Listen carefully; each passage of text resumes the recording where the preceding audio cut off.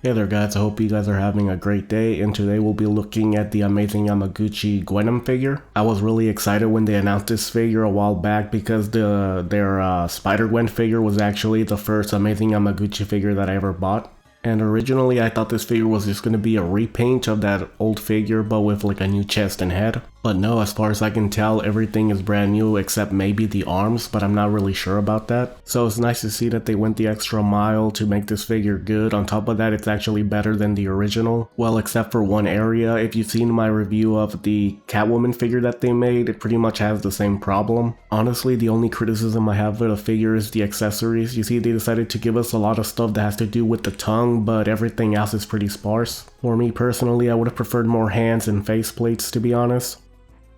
And here she is next to the original figure, and as you can see, they're both the same height. It's mostly the hood that makes the original look a little bit taller. Now, I could be completely wrong, but I think that the forearms are exactly the same, but when it comes to the upper arms and the rest of the figure, that is definitely all new. On top of that, as you probably noticed, that the new figure has this like texturing to it, while the original has this more glossy, smooth look to it. Honestly, I wouldn't mind if they did a Spider-Gwen 2.0 utilizing this new Gwenom body, because personally, even though I still like the original, the main thing that I hate is the hood, and they actually did a better job with it with this figure. Unfortunately, this figure doesn't have any unmasked faceplate like the original one did, so I was hoping it was going to be compatible with the old one. Unfortunately, the connection point on the back is completely different, so there's no way to put it on there legitimately. Now here's the default faceplate that the figure comes with, and this is the only alternative faceplate that the figure comes with, unfortunately, which is a more serious squinty-eyed look. And here are the boxes that both figures come with. Now when it comes to the accessories, the original figure did it better. Now keep in mind that the original figure was like $30 cheaper, so it kind of sucks that you actually get better stuff with the original. And yes, while I do think it's cool that it comes with this really long articulated tongue, ultimately when it's $30 more expensive, I really would have preferred if it also came with like more faceplates and more hands. Now when it comes to the Gwenom figure, these are the accessories that it comes with. This figure comes with 4 pairs of hands, the 4th being the default fist that the figure comes with.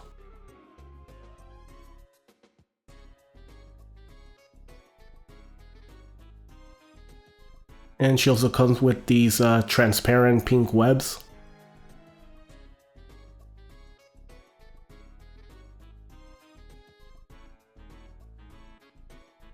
And these right here are actually my favorite accessories, the spider wings, and as you can see they have this, they're made of a transparent plastic, but they also have like paint on over it, giving it a transition between purple, pink, and then white.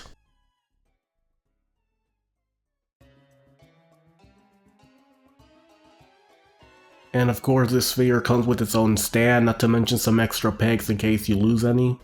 And lastly, we have this tongue accessory, and keep in mind I'm not using the whole thing. I still got like 3 more pieces in the box that I'm not using, and it's pretty cool. But honestly, I don't see myself using this in my display. And so far she doesn't have any problem standing on her feet, regardless of how much of this you got on. Now when it comes to the paint on this figure, it's all well done. You probably noticed that there's like a little crack in the back of the spider, but that's actually sculpted that way, so I believe it's intentional. And overall, I really like the look and feel of this figure. And for anybody wondering, this is what she looks like next to the CT Toys Amazing Yamaguchi, Agent Venom, and Black Suit Spider-Man. And honestly, I really love how the pink makes her stand out.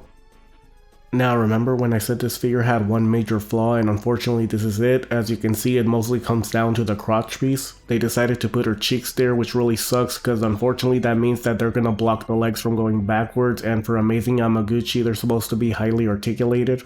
Amazing Yamaguchi really needs to stop doing this with their figures. As you can see, when compared to something from like Jedi Toys, by simply putting the cheeks on the legs, the figure is able to articulate freely, not to mention it allows the figure to have a more natural shape as you articulate it. And keep in mind, Jedi Toys is a $30 company, and if they can do it at that price point, then I don't see why Amazing Yamaguchi can't do it with theirs. And as you can see, the figure can do the splits and still keep a more natural shape. Honestly, they should become the standard for all female action figures.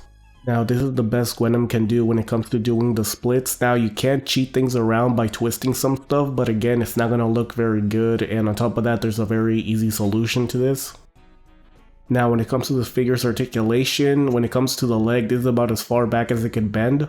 And as you can see, it's actually an improvement over the original as there is no gap. On top of that, the new leg design actually gives it a more seamless look when you're articulating the leg, as you don't have this ball joint sticking out.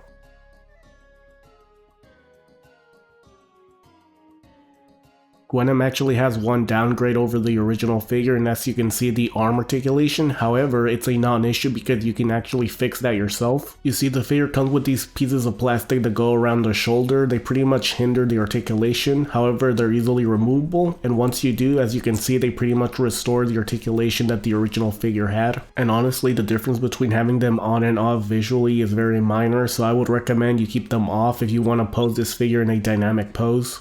And if you wanted another reason for why you should have those pieces off, one of the most annoying things with this figure is that because when those things are on, every time I want to articulate the arms, they always tend to pop off.